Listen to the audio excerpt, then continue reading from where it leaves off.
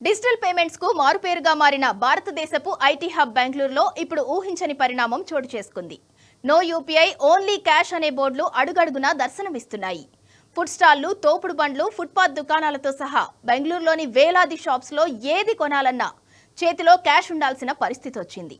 ఇప్పటిదాకా యూపీఐ ఉంటే చాలు, ఎంత పెద్ద షాపింగ్ అయినా ఈజీగా చేయొచ్చు అనుకున్న బెంగళూరు ప్రజలకు ఇప్పుడు చుక్కలు కనబడుతున్నాయి. బెంగళూరు నగరం డిజిటల్ పేమెంట్స్ నిరాకరిస్తూ మళ్లీ నగదు చెల్లింపుల వైపు ఎందుకు మళ్లింది? ఉన్నట్టుండి ఇలాంటి మార్పునకు ప్రధాన కారణమేంటి? అక్కడి వేలాది మంది వ్యాపారులు ప్రభుత్వ అధికారులను చూసి ఎందుకు భయపడిపోతున్నారు? Watch the story.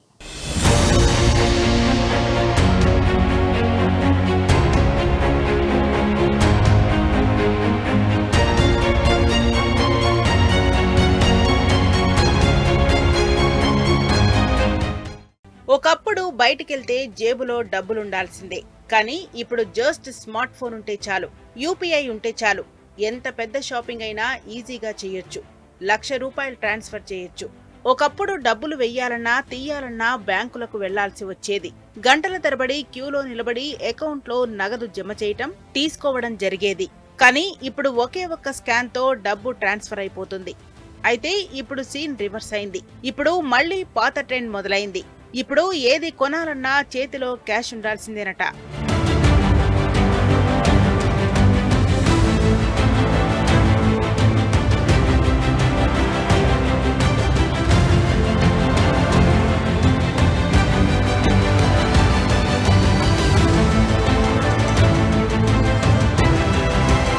Digital payments కు మారుపేరుగా మారిన భారతదేశపు ఐటీ హబ్ బెంగళూరులో ఇప్పుడు ఊహించని పరిణామం చోటు చేసుకుంది.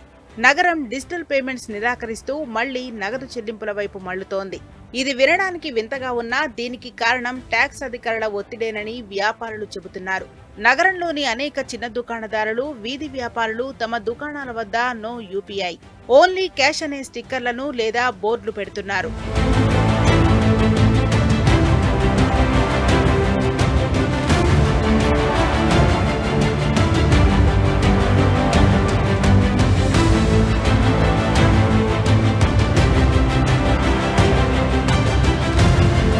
అయితే ఉన్నట్లుండి ఇలాంటి మార్పునకు ప్రధాన కారణం రోడ్డు పక్క ఫుడ్ స్టాళ్లు, తోపుడు బళ్లు, ఫుట్పాత్ దుకాణాలతో సహా బెంగళూరులోని వేలాది మంది వ్యాపారులకు జీఎస్టీ నోటీసులు అందడమే. కొందరు వ్యాపారులు, న్యాయవాదులు, అకౌంటెంట్ల ప్రకారం కొన్ని కేసులలో లక్షల్లో పన్ను చెల్లించాలని ఆ నోటీసుల్లో పేర్కొన్నట్టు తేలింది. ఈ అకస్మాత్తుగా అందిన నోటీసులు వ్యాపారులలో పెద్ద ఎత్తున భయాన్ని సృష్టించాయి. చాలా మంది ఇప్పుడు అధికారులు తమను తొలగిస్తారని ఆందోళన చెందుతున్నారు. పన్ను అధికారుల దృష్టిలో పడకుండా ఉండేందుకు, వారు తమ ట్రాన్సాక్షన్లను డిజిటల్ గా ట్రాక్ చేయకుండా ఉండేందుకు యూపీఐ చెల్లింపులకు చెక్ పెట్టారు బెంగళూరు వ్యాపారులు.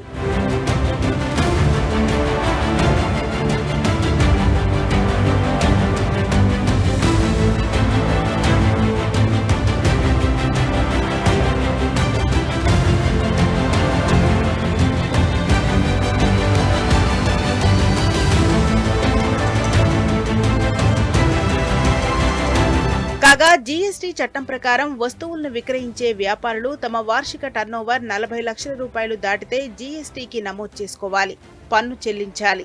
సర్వీస్ ప్రొవైడర్లకు ఈ పరిమితి ₹20 లక్షల.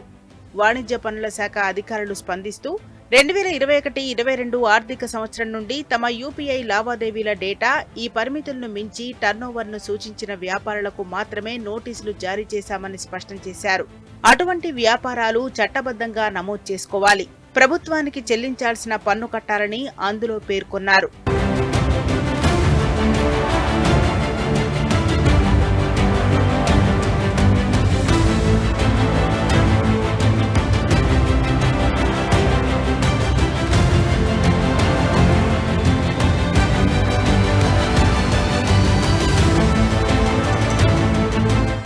అయితే దీనివల్ల డిజిటల్ పేమెంట్స్ డేటా పారదర్శకతను పెంచుతుందని, పన్ను ఎగవేతను అరికట్టవచ్చని ప్రభుత్వ యంత్రాంగం చెబుతోంది.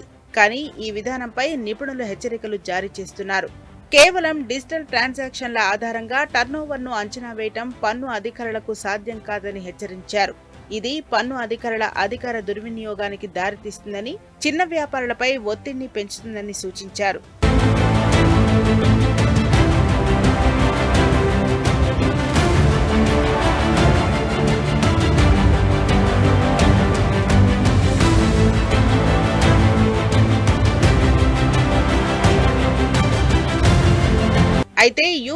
పన్నుల నుంచి తిరిగి నగదు లావాదేవీలకు చిరు వ్యాపారులు మరలిపోవడం బెంగళూరుకే పరిమితం కాబోదని, ఇతర నగరాలకు కూడా ఇది విస్తరించే అవకాశం ఉందని నిపుణులు అభిప్రాయపడుతున్నారు.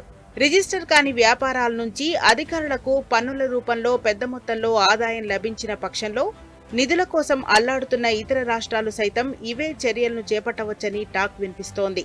ముంబై నగరంలో భారీ స్థాయిలో వ్యాపారాన్ని నిర్వహించే చాట్ దుకాణదారులపై ఇప్పటికే జీఎస్టీ అధికారులు దృష్టి సారించారట. వారు కూడా జీఎస్టీ పరిధిలోకి వస్తే భారీ ఆదాయం సమకూరుతుందనే అభిప్రాయంలో ఉంది అక్కడి ప్రభుత్వం.